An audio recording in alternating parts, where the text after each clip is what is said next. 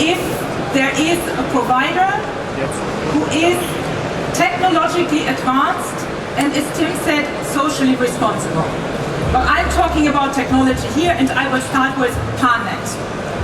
So our industry has a number of pain points, but one is we have different legacy systems in all our countries. As a matter of fact, today, the intelligence for putting new products and services into the network is distributed over more than 10,000 central offices that have hardware vendor-specific combinations. The result of that is that it takes long to introduce new products and services, and for the customers, especially in smaller countries, it takes too long before they can take the best advantage of the best international innovations. Now our solution is a pan-European IP integrated production model. And for the tech-savvy people here in the audience, it is SDN-based, the software-defined network. It works with NFV, Network Function Virtualization, and what we call real-time operating system, meaning really automatic. It decouples hardware and software, and it reduces the 10,000 central offices to just a few across Europe. Practically speaking, it takes a few days to introduce new products and services in every country where we operate, instead of 1 year or so for each country. So last year, Tim and I demoed a showcase. We had built a data center in Croatia and one in Germany, and we simulated an outage of a video call in Croatia on that new technology. And we were able to show that the data center in Germany can take the call with the new technology without interrupting the video call, and vice versa. So you might ask, Claudia, what is new? The new thing is now that we are getting real. We are getting real. We will demonstrate PARNet services in a real network. The things you can see here in Barcelona at the booth are in a real environment, and you can test the customer experience. But what does real mean concretely? In Q2 this year, we are launching the first real production data center in Budapest, Hungary, based on virtualization and cloudification technology. And from Q3 onwards, all new services, and I have to say all new services in the European countries will be delivered, first of all, from that data center in Budapest. The first service that will go live in Q3 is actually email. Please don't laugh, oh my god, email old stuff. We decided to start a simple thing. The next service in Q4 will be a so-called cloud CPE. You can see it at the booth. It's basically for business customers an advanced virtual private network with which you can configure with a fingertip your corporate network. And it has enhanced features like firewall, intrusion warning, and traffic management. So you can see this here. That will be the next real service which we have in production across the footprint. By the way, when I'm saying all countries, I'm talking about our 11 countries in Central and Eastern Europe from Q3 onwards. Germany, as it is bigger and more complex, will follow later. So the main message on PARNet is, from pilot to reality, we have put PARNet into our real production. And now I'm coming to the topic of this Congress, 5G. Can you imagine driving in an autonomous car at 160 km/h on a German Autobahn and not having a super reaction time. You don't want to be there, right? So, as you might know, super well-trained athletes have a reaction time of 7 milliseconds. Today's LTE networks have 40 milliseconds. The network, which we are going to show to you, has, and that was the picture with Tim, a reaction time of 1 millisecond. Now, where do you need that for? So there are actually a number of cases. Autonomous driving, surgery. Today, already we have robot-assisted surgery, but the medical doctor sits in the neighboring room. Imagine you would want to do this from Munich to Hamburg. You will also need a fast reaction time with many applications in robotics and for those who can think of scenarios with avatars. You see, they need to react. They really need to react. It's a huge difference. But 5G is not only about super low latency. 5G is actually a network that can do many things. We call that a multi-purpose network, or my technology team, multi-sliced type of network. Because such a network has to work for different purposes. Not everything you are doing requires 1 millisecond latency. There are other scenarios where latency doesn't matter, where reaction time doesn't matter, but you might want to have super high-speed mobile broadband while you are driving. To have super video quality, not while you are driving, but you drive and your kids watch. Yeah? So this, or a third use case might be what we call here massive Internet of Things. You have to handle thousands of sensors. For each sensor, it doesn't matter how much the latency time is, yeah, or to have super broadband, but you have to handle a massive amount of data from rather dumb sensors. So you see, these are alone 3 different use cases. Super low latency, super high-speed mobile broadband, and Internet of Things.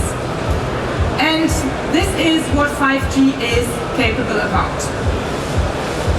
And now I have to say, dear colleagues, ladies and gentlemen, I'm really, really proud, I have to say, and happy to announce a world premiere, because we will demo to you the first 5G end-to-end system.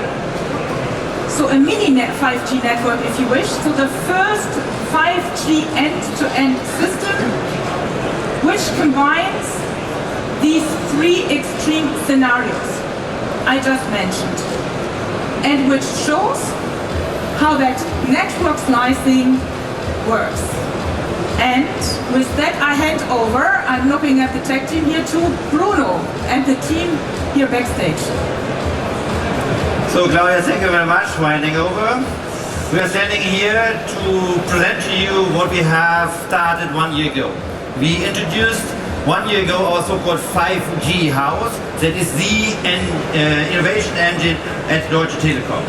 Together with our partners, Stanford University, Samsung Technology and Huawei, we were able to present to you today to prepare this ecosystem end-to-end 5G. What does that mean? As Claudia said, we have 3 in 1.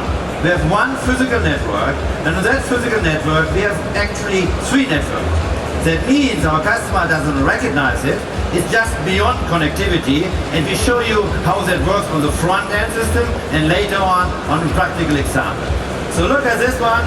Here's the first thing is a network, ultra overlay network, 1 millisecond. We can configure that. What is the bandwidth? What is the speed of the latency, 1 millisecond? What is the SLA and how many customer can get it? That is one slice in one network. The second one is, okay, let's have 1.5 gigabit per second throughput. Someone really would like to have bandwidth. The latency is not the same. Definitely there's a different SLA and a different amount of customers who are there. And the third slide we prepared for you, same physical network, but just a virtual one, is the LTE network on top of this 5G.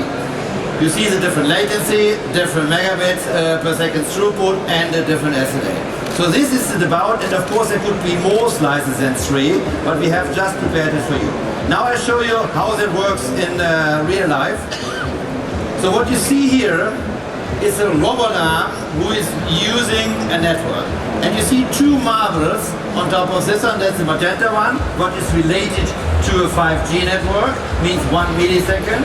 The silver bullet is just connected to an LTE type of network on the same hardware and software. This is representing of a different latency, 45, 50 millisecond latency. And there are two Samsung phones which are recalling the actuator handling so that afterwards can look at this. They have 1.5 gigabit per second throughput. So what I will do now is I will start the robot arm. This robot arm will passing a sensor, and this sensor is activating on the application and is asking the network to release the two marbles.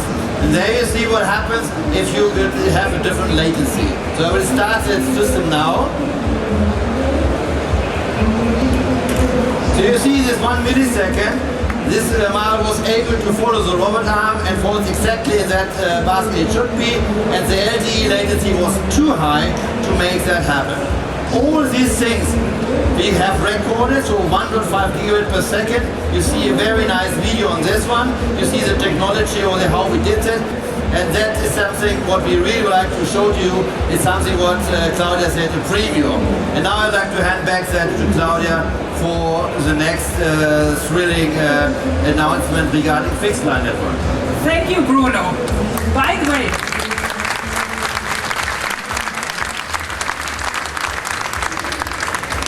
I encourage you to compete against the robot. I miserably failed this morning trying to catch Bruno the magenta ball. So talking about the next innovation in fixed line, XG Fast.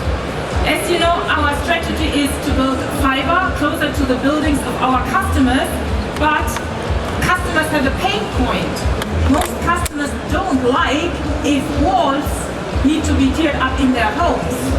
Yeah? So we need to find a technology which enables super high speed, so to say, on the existing copper lines in the houses. Our solution is now in-house cable doesn't need to be replaced. Very recently, we were able to demonstrate in a lab test in Germany a speed of 11 gigabit per second over a distance of more than 50 meters in a copper coax environment on Cat 6. But it also works with 8 gigabit per second on a normal copper cable. Yeah? So the message is we don't have to tear up everything in order to get high speed to the customers. And the message is also don't call copper old technology. So, number 2, European Aviation Network. Last year we announced our collaboration with Inmarsat because we have the plan to create a pan-European direct air-to-ground network. This network combines satellite technology and LTE technology. And for the customers who are flying, it means that they have the same good connectivity as they are used to when they are on the ground. So practically, we are planning 6 test flights by the end of the year, and the commercial pilot with Lufthansa will start in March 2017. Our plan is actually to have it rolled out until 2018 for a full commercial launch across Europe. And last but not least, I have a small innovation which has nothing to do with access or core technology, but with the customer experience. As you are aware, some communication services, like your local mobile phone number, is always attached to the phone or the iPad, while everybody is used to accessing their email from wherever. So for that we have now a solution, a new customer interface and a platform, very simple, allowing customers to access all communication services from whatever device. So email, contacts, over-the-top services, anyhow, and mobile phone number. Because the communication services move into the cloud. We are planning to do a commercial beta launch in Slovakia and in Hungary pretty soon. To sum it up, redefining connectivity means for us to look at this really end-to-end. If you wish, the central intelligence system, PAN-IP, the super access 5G technology, innovation on more traditional technology, same connectivity in the air and on the ground, but also getting a better customer interface and customer experience. And with that, Tim, I hand over to you again to talk about our enterprise innovation. Thank you, Claudia. Good job. Okay, folks. Let's think about a while about the business customer. And we have seen the reaction of Deutsche Telekom on the NSA scandal and about the issue of trust in the business area. And you might recall that at CeBIT and last year we have announced this new data centers which we have implemented in our open clouds, Telekom cloud, intercloud services with the T-Systems in Germany, where we make sure that data is not leaving the legislation where the owner of the data is sitting. I think that was a very consequent answer on the customer need of saying, what the heck is happening to my data? I do not want to go into the cloud as long as I do not know where my data is going. I think Deutsche Telekom was very consequently answering this question from consumers. Now we have a new thing in this regard. There's a lot of criticism coming from you guys saying, by the way, all these over-the-top companies, all these IP companies, they know how to play the game. You're just an infrastructure company. So in the future, business communication service will go to over-the-top services. So there will be at one point in time the WhatsApp of telecommunication service for B2B customers. We have anticipated that. We have thought about that. What could be the answer of a telco in this regard? We call it antenna, and we come to that in a second. And what you see here, if you are a multi-corporation, multi-international corporation, or if you are a big international company, being global with your businesses, if you want to implement a fixed line infrastructure, what are you doing? You're calling a carrier, the carrier is calling another carrier, you bundle something together, always with contracts over contracts over contracts. It's a very complex undertaking to go into all these places where your business is operating. Some of the carriers, as we, have started to build local loops in the respective countries outside of our core footprint. So we have infrastructure there, but the infrastructure is normally not very well utilized because we have only a few customers on these local loops. So it's a very complex undertaking for the customer. You could imagine now, think about there would be an IP communication suite on top of that, which is just gathering the best connectivity from all local carriers. And you just enter the IP service and whoop, you have immediately access to all fixed line connections in the world. And this is the concept of Engena, which we are offering. It's an innovation with regard to how we serve business customers in the world. We are funded with our venture capital arm, DT Capital, a company which is called Engena. Engena is an IP service company. This IP service company has launch partners across the globe. We are trying always to get the best fixed line carrier. There's no need that this fixed line carrier has to be global. It has to be the best fixed line infrastructure in the country where he's operating. He's delivering on a wholesale model his service into this IP wholesale company, and the end customer is just connected with this Engena company, and immediately he gets the fixed line access wherever he's operating. The advantage is very big. First, we are operating in this wholesale company with world-leading newest technologies, not old legacy. Our launch partner is Cisco, and Biri is just late to talk about this technology which we are using. Secondly, it's much more efficient in the way how it's operating. Thirdly, we could enable the best fixed line carriers into this infrastructure, so we do not have a limitation from our own investments into local loops. Fourthly, we have a security feature in this IP company which is much better than having a puzzle, a jigsaw of all these different service entity.